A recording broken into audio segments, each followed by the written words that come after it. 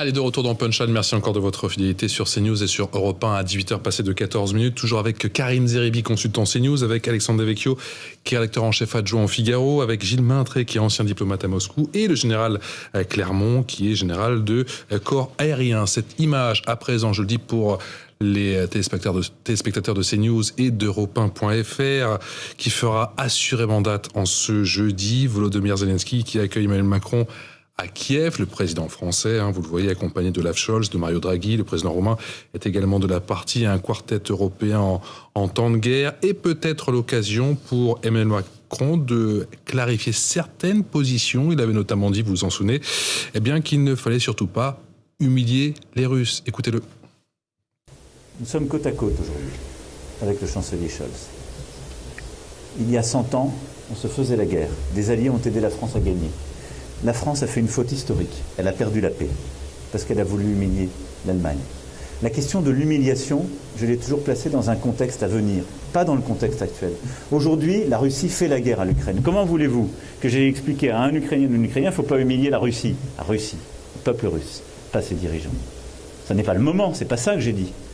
J'ai dit aujourd'hui, il faut gagner cette guerre. La France est clairement en soutien de l'Ukraine pour qu'elle l'emporte, qu'elle préserve sa souveraineté et son intégrité territoriale. Mais à la fin de cette guerre, conformément à l'esprit que depuis le début poursuit le président Zelensky, il ne faudra pas faire les fautes que d'autres ont fait par le passé.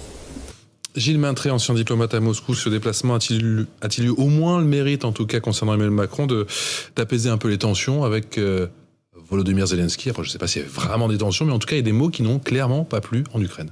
Alors, replaçons les choses. D'abord, c'est une visite historique. C'est véritablement historique. Nous avons 4 dirigeants, dont quand même les 3 principaux dirigeants européens par taille de population / PIB. Et 3 pays fondateurs. Italie, Allemagne, donc France, c'est incroyable, de l'Union européenne. Le cœur de l'Europe, voilà, qu'elle s'est construit, le cœur de l'Europe est venu à Kiev dire: vous serez candidat à l'Union européenne, vous faites partie de la famille européenne, nous vous donnons le statut de candidat. Ça a évidemment bien trop tardé. Ça arrive à un moment où on ne l'espérait plus. On sait que la Commission prépare son rapport, qui sera probablement positif, qu'il y aura une discussion la semaine prochaine. Mais là, il sera forcément positif. Plutôt, bien sûr, mais plutôt qu'on avoir fait, bien sûr, mais plutôt qu'on avoir fait une discussion technique lors d'un sommet le 23-24 avril, ils ont choisi d'en faire quelque chose de politique, de dire oui, vous serez candidat. Évidemment que ça va prendre le temps que ça va prendre. On sait que ça a pris 10 ans quand il s'agit d'intégrer la Pologne, la Hongrie, les autres pays d'Europe centrale et orientale. Peut-être que ça prendra encore plus de temps pour l'Ukraine. Parce qu'il y a d'abord, il va falloir reconstruire l'Ukraine. Et ensuite, déjà, même avant le conflit, il y avait des difficultés profondes en Ukraine, sur la corruption, sur l'état de droit, etc. Bon.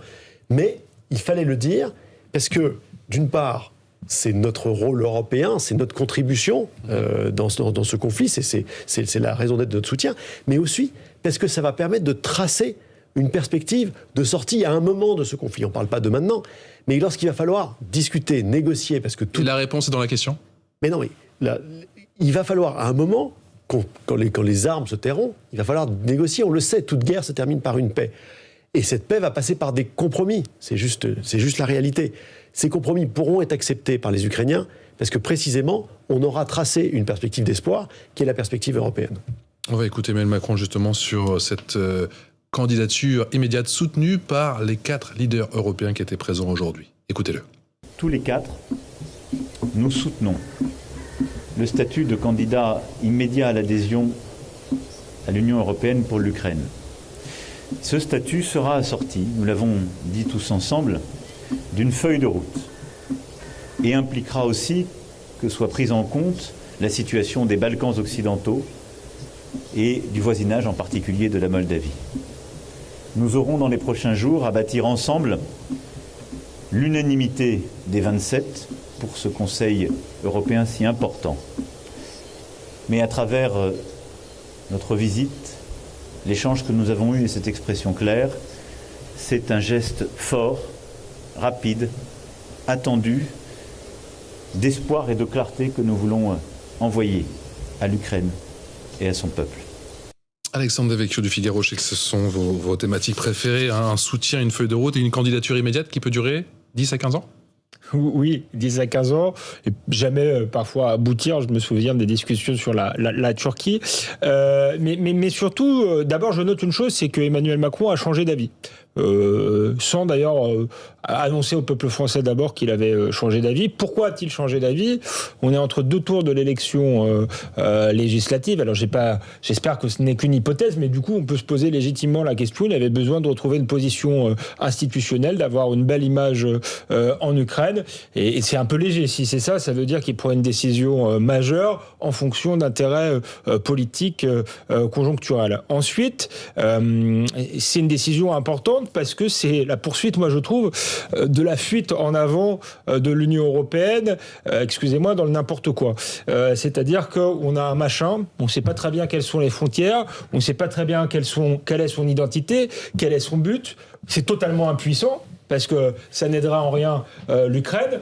Donc on aurait pu penser que cette crise ukrainienne permette à l'Europe de se redéfinir, de dire voilà quels sont nos objectifs, est-ce qu'on veut une Europe puissante, est-ce qu'on veut une Europe des nations souveraines, qu'est-ce qu'on fait, quelle est notre identité profonde, jusqu'où ça s'arrête l'Europe, est-ce que c'est juste la démocratie ? À ce moment-là, pourquoi pas intégrer les États-Unis d'Amérique ? Aujourd'hui, avec tous ces chefs d'État, ça n'a pas changé les choses, on n'a pas avancé. Je ne sais pas quel est le but de l'Europe, si ce n'est intégrer au nom de la démocratie, mais à ce moment-là, je vous le répète, pourquoi pas l'Arménie ? L'Arménie qui a été attaquée par la Turquie. Pourquoi pas tous les pays qui sont en guerre et qui demandent de l'aide à l'Union européenne ?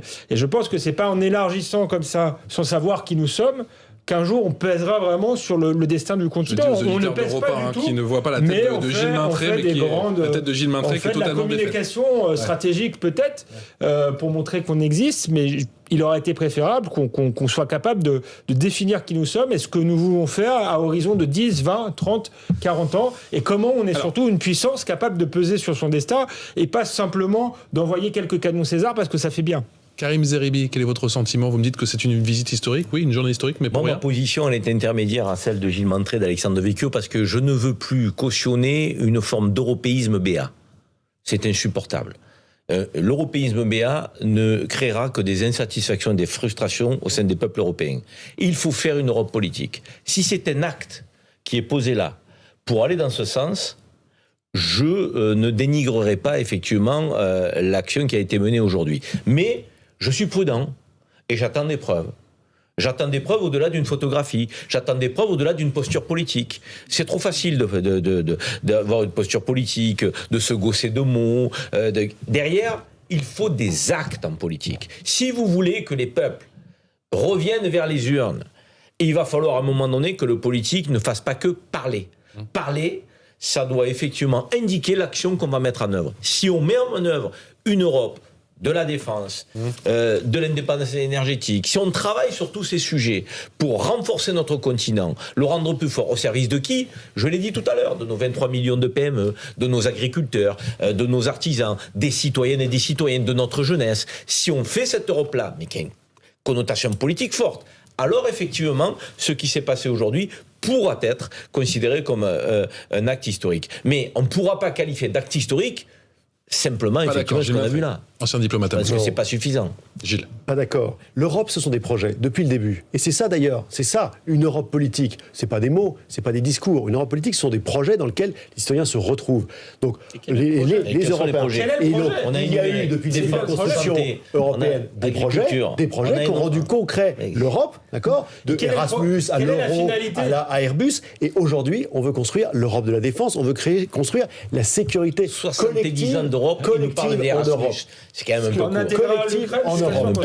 Et cette sécurité collective en Europe, évidemment, elle passe par une Ukraine dans l'Union européenne. Et c'est ça qu'ils sont venus annoncer aujourd'hui. Bien sûr que ça voudra dire repenser complètement nos institutions, parce qu'on va devoir intégrer un pays de 40 millions d'habitants, avec en plus un pays qui va être à reconstruire. Mais une fois de plus, mieux vaut le reconstruire dans le sein de l'Union européenne que le reconstruire, parce que de toute façon, on aura à le reconstruire.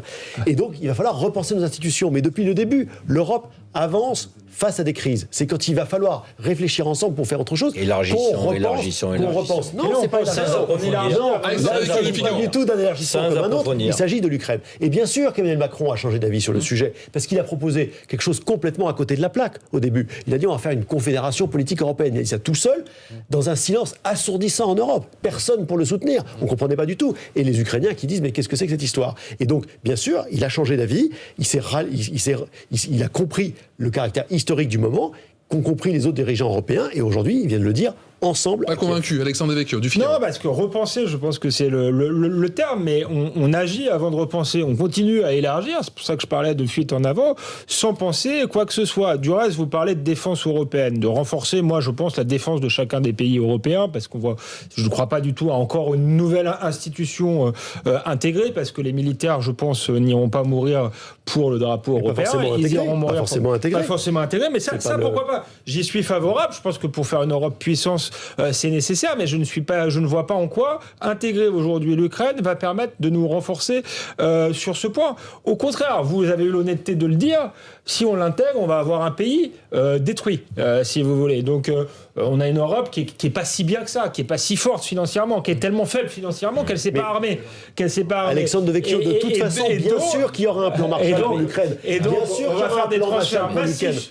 On va faire des transferts massifs d'argent à l'Ukraine au lieu de se renforcer nous. Je suis pas sûr que ce soit encore une fois très sérieux. Alors, Alexandre Devecchio, on ne va pas laisser l'Ukraine détruite à nos portes, qui est le plus grand facteur de déstabilisation de nos propres économies et de notre propre sécurité. Donc il y aura un plan Marshall. Il y aura un plan Marshall pour l'Ukraine. Et donc il vaut bien mieux que ce plan Marshall soit à destination d'un pays qui a vocation à nous rejoindre plutôt que vocation à un pays qui a vocation à rester à notre frontière. Ensuite, d'une part, ne pas l'aider à la reconstruire et l'intégrer, c'est pas tout à fait la même chose. Ensuite, ça a des conséquences géopolitiques quand même, parce que on a fait tout ça, on en est arrivé là aussi parce que, à tort ou à raison, Vladimir Poutine pensait que l'Occident le menaçait, etc. Si demain l'Union européenne et l'Ukraine, c'est la même chose. Comment on fait en cas de reprise du conflit? Parce qu'on ne sera pas plus armé et pas plus fort. Donc on déclenche une guerre mondiale. Donc ça a quand même des conséquences très fortes. Ensuite, vous dites, sur le plan de la communication, c'est bien, on existe. Ça n'a pas l'air d'impressionner. J'ai jamais dit ça. Ça n'impressionne pas les Russes. Ça n'impressionne pas les Russes. On a vu le tweet de Dimitri Medvedev, mais c'est pathétique. Il faudrait le repasser. Il dit qu'on est les ambassadeurs de la pizza pour les Italiens, enfin des pâtes pour les Italiens, du fromage pour les Français. Et voilà ce que dit Dimitri Peskov, le porte-parole du Kremlin. On aimerait espérer que les dirigeants de ces trois pays ne vont pas se concentrer uniquement sur le soutien de l'Ukraine et les projets de continuer à l'inonder en armes. C'est tout à fait futile et ne fera qu'infliger davantage de préjudice à ce pays. Ça, c'est aussi une vraie question. On parlait des Césars tout à l'heure. J'aimerais, ça nous dépouille, donc ça montre qu'on a été très faible pour des raisons comptables, parce que l'Europe n'avait pas de projet idéologique et politique, mais par contre, c'était une Europe comptable avec le dogme des 3%. Au nom de ce dogme des 3%, on n'a pas pu s'armer correctement, notamment la France. Donc moi, je suis effectivement pour qu'il y ait un réarmement en Europe. Mais est-ce qu'il faut aujourd'hui envoyer des armes à l'Ukraine? Quelle est la finalité? Parce que l'Ukraine ne peut pas gagner cette guerre. Donc c'est faire durer cette guerre inutilement pendant des années et affaiblir l'Europe. Donc à un moment donné, il faudrait faire quand même des décisions qui apparaissent cohérentes, nous expliquer pourquoi on fait ça. Effectivement, les déclarations de Dimitri Peskov, le porte-parole du Kremlin, il juge futile effectivement toutes ces livraisons d'armes. Quel est votre sentiment? Évidemment, tout ça est excessif, le terme futile n'est pas adapté. C'est pas parce qu'il n'y a pas des quantités d'armes suffisantes qui sont livrées que ces armes ne sont pas efficaces et retardent l'offensive des Russes. Les canons César, les lance-roquettes multiples, les javelines, les Mistral font des dégâts terribles dans les rangs de l'armée russe. La question, c'est qu'il en faudrait plus. Voilà. Vous avez dit durer. Tout est de la question. Si c'est juste pour faire durer ce conflit, je suis désolé, on peut se poser la question de l'intérêt. Je comprends que les Ukrainiens Alexandre Devecchio, c'est pour permettre aux Ukrainiens de résister, je pense. Pas de gagner la guerre. Là, je te rejoins. Et je pense que ce que pointe le général avec cette absence en nombre d'armement militaire, de munitions et autres, fait qu'on va les aider à résister. Et certainement pas à gagner. Alors effectivement, résister pour quel objectif final? On peut se poser la question politiquement. Donc moi personnellement, je regrette que on ait un peu fermé l'idée à un retour du dialogue. On en parle quasiment plus. Et on en parle dans un instant. Et je le regrette. 18h passées de 29 minutes sur CNews et sur Europe 1. Vous êtes dans Punchline et c'est l'heure du rappel des titres.